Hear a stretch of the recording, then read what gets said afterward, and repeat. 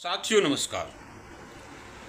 देश की राजनीति और खासकर बिहार की राजनीति इन दिनों बड़ी तेजी से करवट ले रही है। दरअसल अब एक नया दौर शुरू हुआ है बिहार में। ये नया दौर बिहार के विलक्षण प्रतिभा के धनी युवा नेताओं के कारण आया है।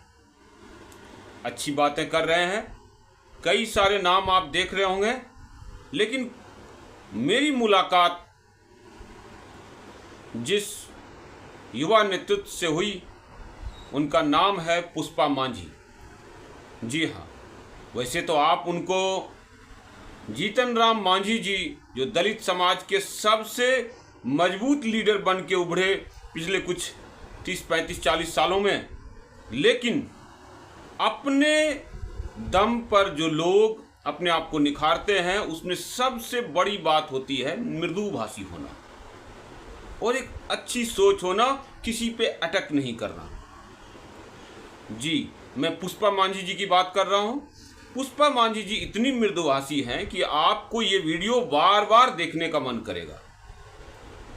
और दोस्तों, राजनीतिक प्रश्नों पर उन्होंने उत्तर देने से मना कर दिया, लेकिन मुझे लग रहा है ऐसे युवाओं को अगर राजनीति में बढ़ाया जाए तो बिहार का ही विकास नहीं होगा, पूरे भारत का विकास होगा। क्योंकि एक पिछड़े प्रदेश का जब विकास होता है तो वह देश जिसमें वह पिछड़ा प्रदेश आता है बड़ी तेजी से विकास करता है। और बिहार का विकास होना बहुत जरूरी है भारत के सुपर पावर बनने के लिए।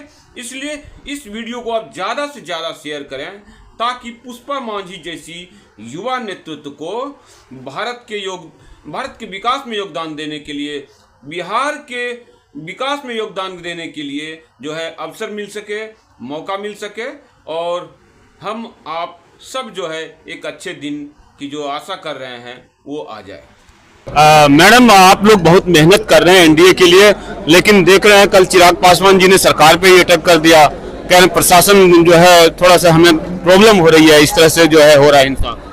ये बिल्कुल गलत बात है। हम लोग अलायंस हैं, एनडीए में समर्थित हैं। और रही बात चिराग पासवान और हमारे दल की, तो कुछ मतभेद हो सकता है, बट हम लोग मजबूती से लड़ रहे हैं साथ में। पिताजी ने आपका स्टेटमेंट दिया है कि जो है ये से नहीं करना चाहिए, जो है गठबंधन में रह के। वो बुजुर्ग समान है, पिता समान है, पुत्र को सलाह दे सकते हैं और ऐसा कोई उसमें मुद्दा उठाने की आवश्यकता नहीं है। आप चुनाव लड़ेंगी मैडम? जी नहीं, मैं समाज सेविका हूँ और मैं कर रही हूँ, मैं अपना धर्म निभा रही हूँ और ये मेरा कर्तव्य है जिसे मैं हमेशा निर्वहन करती रहूँ। इस बार कितनी सीटें पर हो सकते हैं कि आप लड़ेंगे? ये तो दलगत फैसला है और हमारी जो भी है, जितनी ज्यादा से ज्यादा आकांक्षाएं हैं तो हमारे समर्थक कह रहे हैं 20 सीट से कम पे नहीं लड़ेंगे ऐसा। और यदि उनकी प्रतिस्पर्धाएं हमारे दल की हैं तो फिर पूरी होनी चाहिए। मैडम, ये अगर मान लीजिए कि जो है तेजस्वी यादव इस तरह से बयान दे रहे हैं और कह रहे हैं गीला हो जाएगा, ये जनक सिंह जी बुजुर्ग हैं, फिर हाथापाई की बातें खबरें आती है, देखो ये सब शब्द का इस्तेमाल किसी भी रूप में सही नहीं होता है। यदि कोई इस तरह का शब्द का इस्तेमाल करता है तो उन्हें वापस लेना चाहिए, उन्हें क्षमा प्रार्थी होना चाहिए। क्या लग रहा है जो 15 साल उनके पिताजी के शासन में संघार नरसंहार का जो रिएक्शन चला, तो उसके लिए भी आप लोग नाराज हैं? ऐसा कुछ तो नहीं है?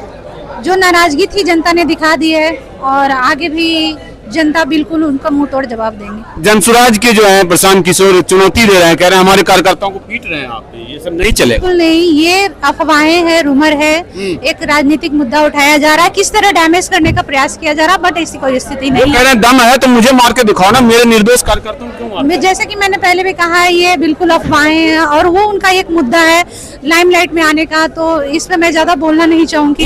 बार बार कहते हैं सब भ्रष्ट है, मैं ही ईमानदार हूँ। वो इनका व्यक्तिगत मामला है, मैं इसमें कुछ नहीं कह सकती। वो ये भी कहते हैं मेरे कारण ही 1100 किया है पेंशन। बिल्कुल नहीं, मैं इसमें मत देना नहीं चाहूंगी। ये सारे राजनीतिक मामले हैं। जनता अगर आपको एमएलए के रूप में देखना चाह रही है तो क्या कहेंगे? अभी मैं समाज सेविका हूँ, एमएलए का बाद में सोचूंगी। जब राजनीति में जब ऐसा माहौल मिलेगा, जब उम्मीदवारी आएगी तब देखा जाएगा।